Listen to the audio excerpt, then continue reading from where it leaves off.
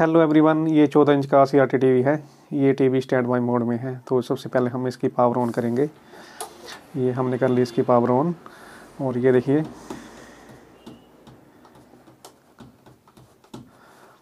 ये जो टीवी है स्टैंड बाय मोड में है। तो हम इस फॉल्ट को ट्रेस करेंगे। तो चलिए, सबसे पहले हम इसका बैक कवर ओपन करेंगे। तो हमने इस टीवी के स्क्रू जो है निकाल लिए हैं। तो हमने ये खोल लिया है इसका बैक कवर।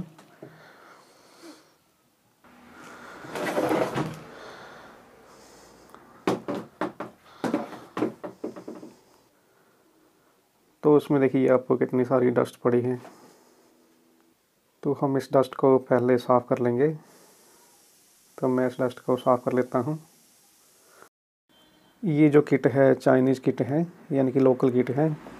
तो मैं आपको इसका फंक्शन आईसी जो है इसका नंबर दिखा देता हूँ। ये रहा इस टीवी का फंक्शन आईसी। इस टीवी के मैं आपको सबसे पहले वोल्टेज चेक करा देता हूँ। हमने मल्टीमीटर को 200 वोल्टेज में सेट कर लिया है, DC 200 वोल्टेज। और जो ब्लैक प्रोज होती है हमने अर्थिंग में लगा दी है, जो CRT टीवी की जाली होती है। तो मैं सबसे पहले आपको 110 वोल्टेज की सप्लाई चेक करा देता हूँ। ये रही 110 वोल्टेज की सप्लाई। और ट्यूनर में हम 33 वोल्टेज की सप्लाई चेक करते हैं। ये रही 33 और 5 वोल्टेज की सप्लाई। मेमोरी आईसी को जो 5 वोल्टेज की सप्लाई जाती है वो भी बिल्कुल ओके है। और साउंड आईसी की जो सप्लाई जाती है वो भी ओके है। ये रही वर्टिकल आईसी को सप्लाई। तो ये टीवी जो है स्टैंड बाय मोड में है, तभी तो ये सप्लाई कम आ रही है। फ्रेंड्स, स्टैंड बाय जो सप्लाई होती है उसे रिलीज़ करने के लिए 8 वोल्टेज सप्लाई की ज़रूरत पड़ती है। तो ये 8 वोल्ट का जिना डायोड है। तो यहाँ 8 वोल्टेज आने चाहिए। ये जो डायोड है, ये देखिए, यहाँ 8 वोल्टेज की जो सप्लाई आ रही है। तो साथ में यहाँ ये जो ट्रांजिस्टर है 1815, ये भी बिल्कुल ओके है। अगर यहाँ 110 वोल्ट की सप्लाई जो है 110 वोल्ट की सप्लाई नहीं बनती, तो ये 110 वोल्टेज का डायोड खराब होता। अगर हॉरिजॉन्टल सेक्शन में कोई भी कंपोनेंट ख़राब होता, जैसे EST हो गई, और ये जो हॉरिजॉन्टल आउटपुट ट्रांजिस्टर ये ख़राब होता, ये जो 110 वोल्टेज की सप्लाई में जो फिल्टर लगा है ये ख़राब होता, तो हमारी जो LEDs है वो ब्लिंक करती। क्योंकि ये जो फॉल्ट है स्टैंड बाय का है, तो इसमें ये जो फंक्शन आईसी लगा है ये भी ख़राब हो सकता है। और नंबर 2, इस जो टीवी की किट है उसमें मॉइस्चराइज़र भी हो सकता है। तो साथ में इसमें ये जो आप आईसी के पिने देख रही हैं, इसमें ड्राई सोल्डिंग भी हो सकता है। तो सबसे पहले हम इसमें ड्राई सोल्डिंग निकालेंगे और देखेंगे कि ड्राई सोल्डिंग से हमारा ये जो फॉल्ट है ओके हो जाता है।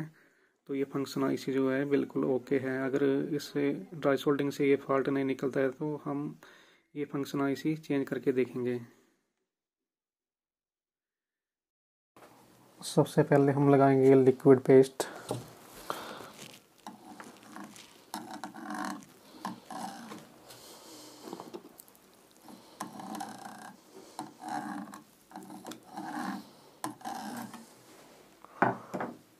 फिर उसके बाद सोल्डिंग करेंगे।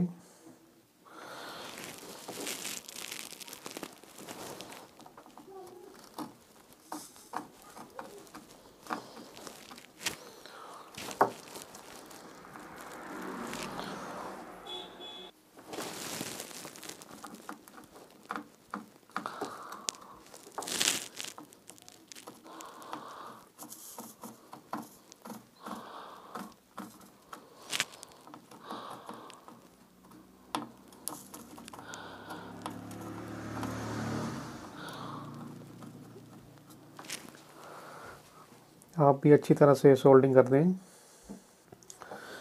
हम आसपास भी ड्राई सोल्डिंग निकाल लेंगे।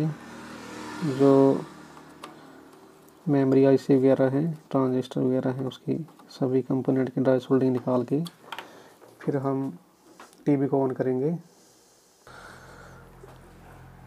आप ये सुनिश्चित कर लें कि ये जो पिनें हैं आपस में जुड़ी ना हो। इसे अच्छी तरह से आप साफ़ कर लें। तो हमने सभी जो कंपोनेंट इसमें सोल्डिंग कर ली है।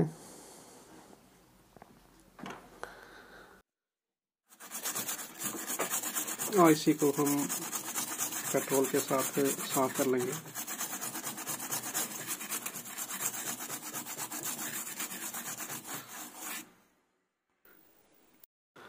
तो फ्रेंड्स, हम टीवी की पावर ऑन करते हैं।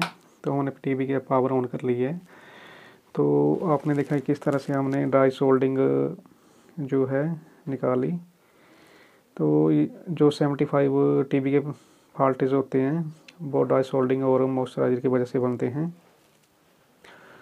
तो अगर ये आईसी हमारा ख़राब होता तो उसकी जगह पर नया आईसी डालते। तो ये जो फॉल्ट था ड्राई सोल्डिंग की वजह से बना था। तो मैं आपको ले चलता हूँ फ्रंट की ओर। ये देखिए फ्रेंड्स, हमारा जो टीवी है ऑन हो चुका है। तो आज के लिए इतना ही। मेरी वीडियो को लाइक करें, ज़्यादा से ज़्यादा शेयर करें और चैनल को जरूर सब्सक्राइब करें। वीडियो देखने के लिए आपका बहुत बहुत धन्यवाद। Thank you very much.